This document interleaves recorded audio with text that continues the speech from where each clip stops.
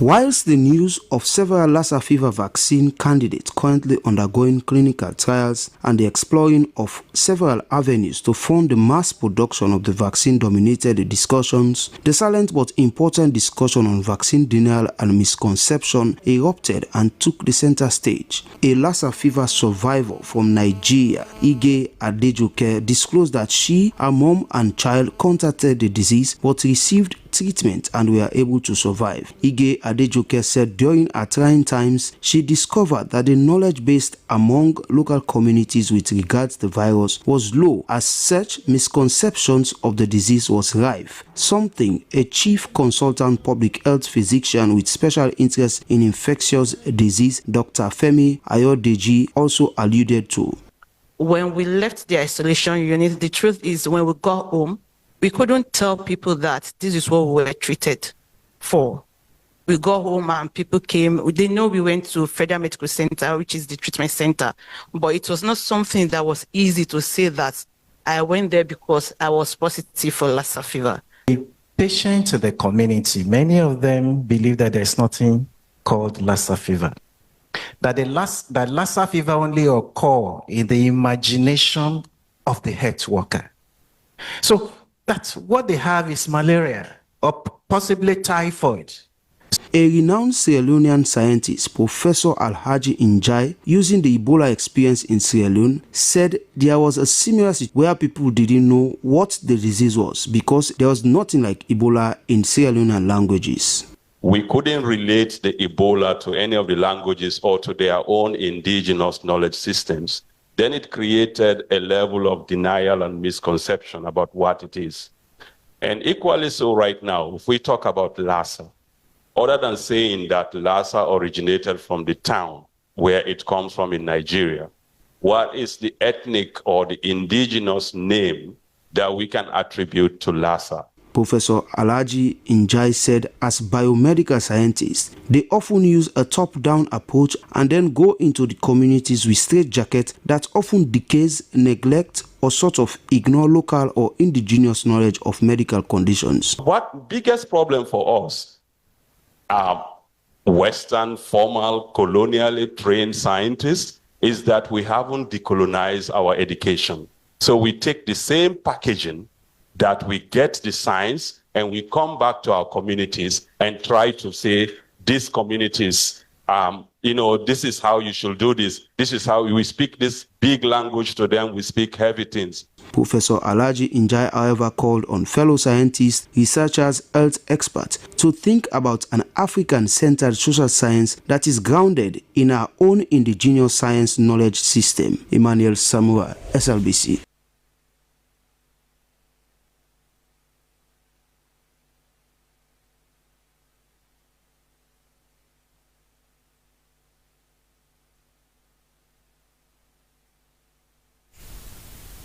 And now on a sad note, as tragedy struck yesterday morning at the Highwater Junction when a container truck loaded with metals lost its brake and crashed into a long stationary vehicle.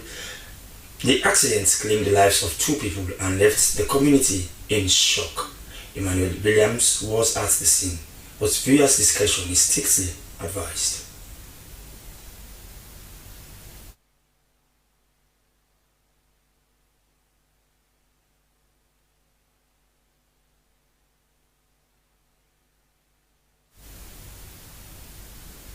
Apologies for that, we do hope to bring you that in subsequent edition of News Hour.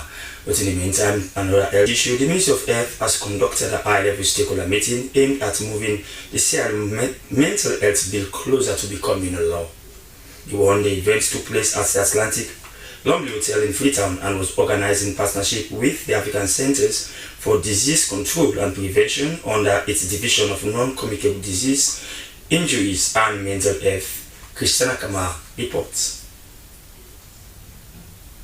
The meeting brought together government officials, members of parliament, the judiciary, civil society groups, technical experts, mental health survivors, family of mental health survivors, and international partners.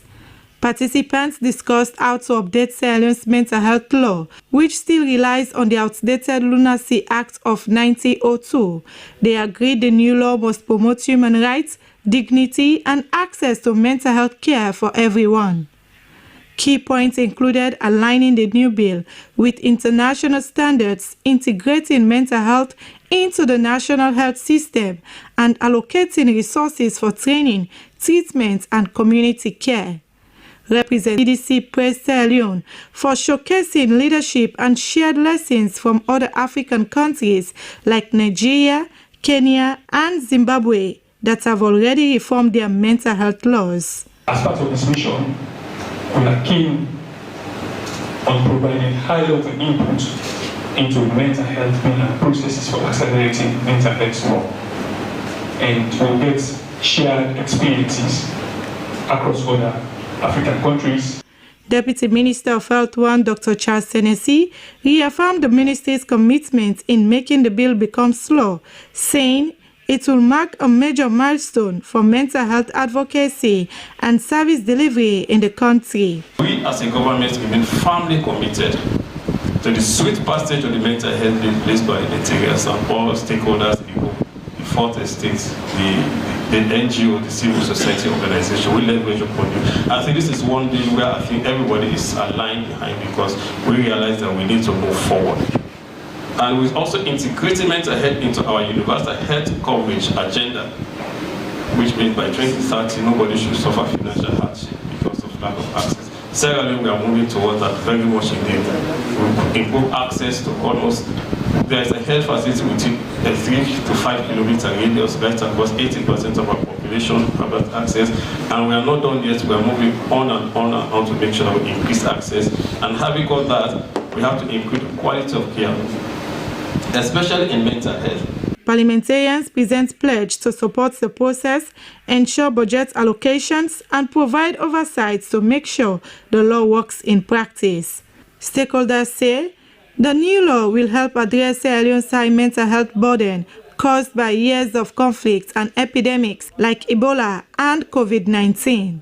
They also stress that mental health is a national priority because it affects everyone and has no quick fix like a vaccine.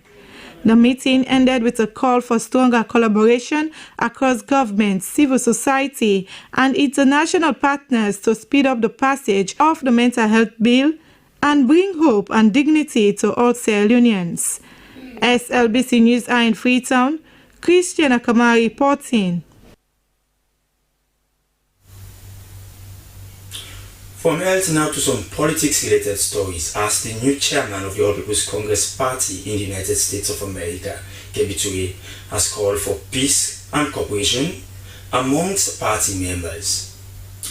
Mr. Toure, who became the leader of the APC in the free world in August, following the resignation of former chairman Dr. Sofiane Kaloko, made his first major public appearance at a fundraising dinner and dance held in Dallas, Texas this week. Sui Ibrahim has the detail.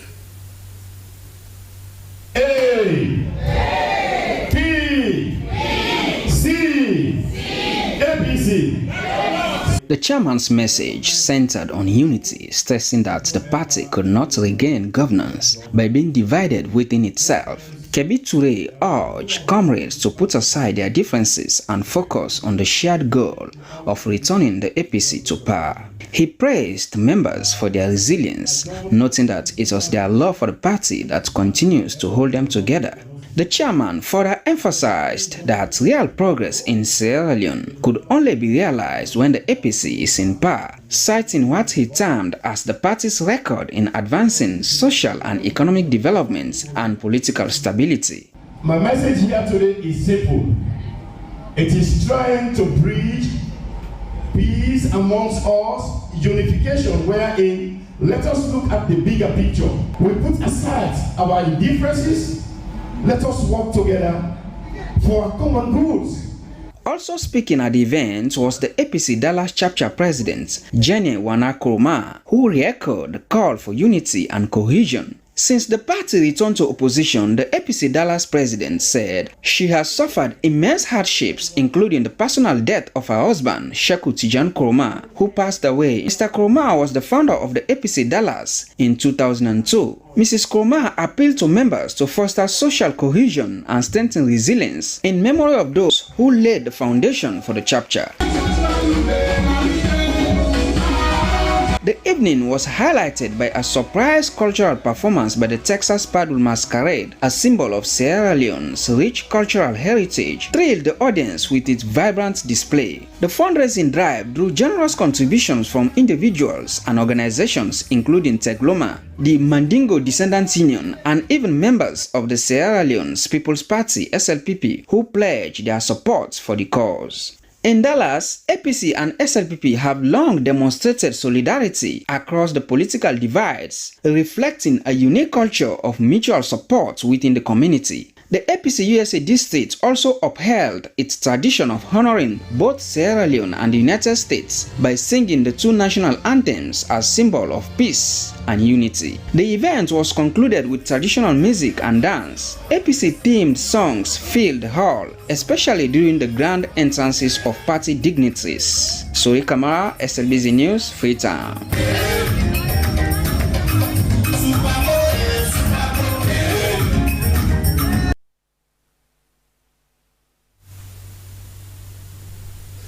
Meanwhile, the national chairman of the ruling Sierra Leone People's Party, Jimmy Batile Songa, has called for unity, discipline and loyalty within the party. Mr. Batile was addressing the UK and Ireland region in London. In his keynote address, he honored the legacy of the SLPP founders and diaspora members, here affirming that President Julius Maada Bio is the sole leader of the party and called on supporters to focus on national development and that the government Big Five Game Changes agenda while preparing for their historic third-term victory. There is an excerpt of Mr. Songa's statement in the United Kingdom. We now move forward with only one agenda, the SLPP agenda.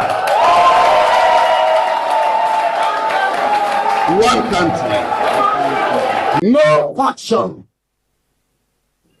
We move forward with just unity and focus, with our leader as the captain, and I as your national chairman, I, Jimmy Batile Songa, the national chairman of the Sierra Leone People's Party. I remain loyal and fully committed to support his leadership and legacy. Yes. I also hold my truly deserved election as national chairman to your prayers, your support, and confidence.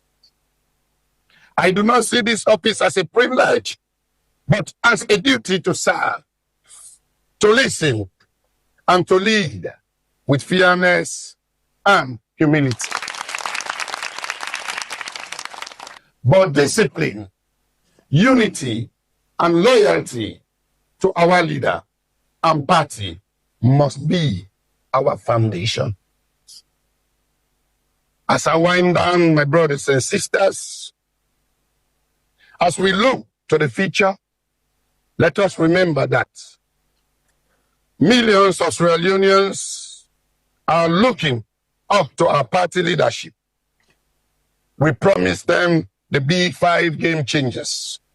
We said feed salon, human capital development, youth employment, technology, infrastructure development, and public sector reform. They should remain our compass for national transformation. Our role as party faithful is to support this vision, defend our record, and spread the message of what SLPP is achieving under the leadership of the dynamic global leader. You don't save the grassroots, you don't save the woman, you don't save the disabled.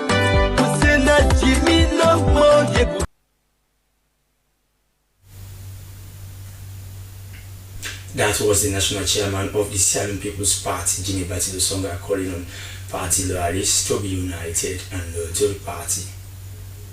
This is News Hour, reaching you live from the Sierra Leone Broadcasting Corporation television on Channel 31. We continue to more stories now. The First Lady, Fatima Bio, has officially launched the Bo Festival of Culture, Arts, Sports and Trade, popularly known as Bo Focused. The festival is designed to promote peace, national cohesion, and cultural pride. The launch took place at the Ministry of Foreign Affairs and International Cooperation Conference Hall. Cecilia Alice has details.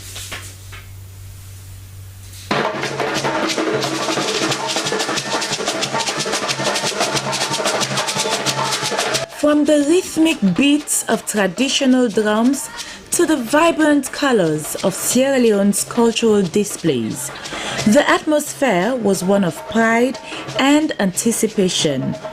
The Bow Festival, which will unfold later this year, is being positioned as a national stage to celebrate unity through culture and sports. Setting the tone at the launching ceremony, the First Lady, Dr. Fatima Madabio, urged Sierra Leoneans to embrace the festival's deeper purpose. This festival is not just an event, it is a movement. It is a flame of unity. It is a declaration that Sierra Leone's identity is strong, vibrant, and deeply rooted in our culture and shared values. Culture is the soul of its people. It is the music of our ancestors, the stories of our mothers, the dance of our communities, the artistry of our youths, the language of our elders, and the wisdom carried forward from generation to generation. Without culture, a nation is like a tree without a root. Bow City is the heartbeat of the South. The chairman of the Bow Culture Festival organization, Abdoulaye Bomwai, thanked the First Lady for her commitment, noting that the event continues to revive the cultural heritage of Sierra Leone's southern region. The Bow Cultural, Arts, Sports and Peace Festival is born out of our firm conviction that culture can heal and that peace can unite, and that together we can inspire national cohesion, which is what we are craving for. The executive director of the National Sports Authority, Dr. Emmanuel Safa Abdoulaye, highlighted the broader impact of sport on development. Dr. Abdoulaye further affirmed that the NSA will use the Bow Festival to promote peace and cohesion across all age groups through sports. Sport is a multi-million-dollar business, but sports creates employment of a magnitude that you cannot imagine. Because we believe when you drop football or sport, young people focus on it. They pay attention to the message. So it's no coincidence that we're here today trying to blend culture, peace and peace. Culture and sport can be used as a platform, as a tool to foster peace. The Bow Festival of Culture, Arts, Sports and Trade for Peace and National Cohesion is scheduled to run from December 2025 to January 5, 2026. Organizers say it will be a vibrant display of Sierra Leone's heritage, showcasing the nation's arts, sports and trade in one grand celebration. As the countdown begins to the December celebrations, the Bow Festival is already being hailed as a platform to strengthen unity and showcase Sierra Leone's cultural wealth. SLBC News, Cecilia Ali Sese.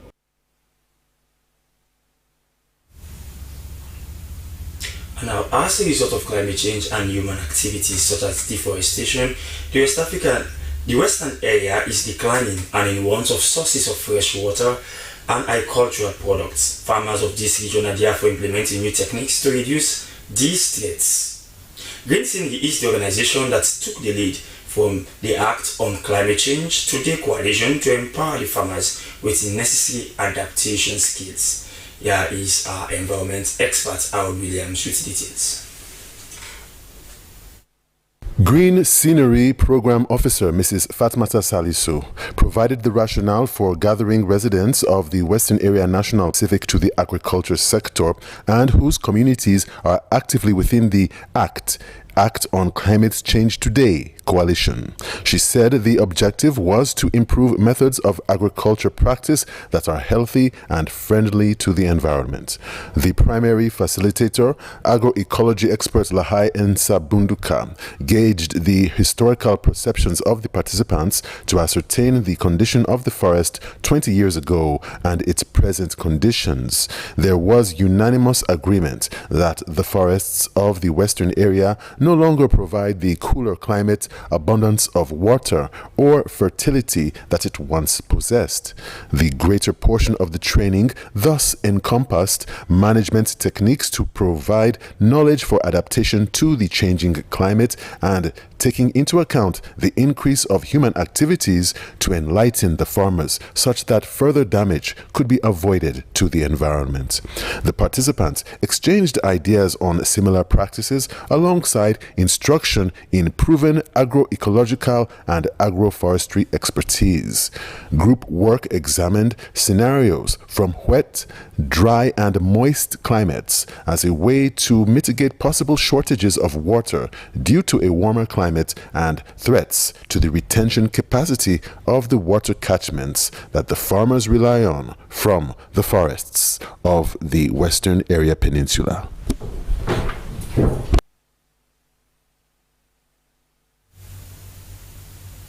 And now in the SLBC's effort to raise awareness and on the standards of living of people residing in the Kisi Dome sites, our internal reporter Alaji Bar visited the area and filed this report.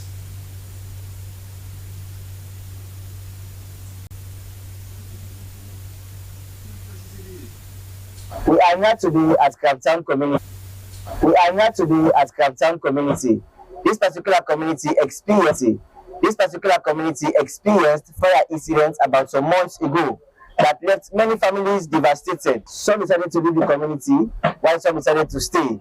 Now schools have reopened, and so we are here today to have the concerns and views of parents in terms of school materials for their children. Some months ago, Freetown fire incident left many families in frustration, and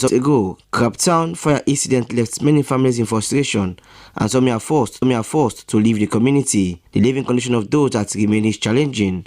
As the new school begins, residents here, like most others across the country, are concerned about the prices of school materials. Many of them, however, are pleased that the prices of school items are coming down in the market. Aisa Tukata, a resident, speaks on the reduction of school prices. So yesterday, I go town with my people then. Yesterday, when I went to town to buy school materials for my children, I noticed a reduction in the prices of school items. I want to thank the government for such move, as this is helping us parents. Doris Feka also speaks on the fixed prices of school items. Well, the school materials, we thank God because I realized that the prices of some books are still the same, and there is even a reduction of material for uniform. I just want the government to enforce price control. The chairman of Freetown, Sharif Toure, said they are faced with too much challenges after the fire incident, citing youth displacement and loss of livelihoods.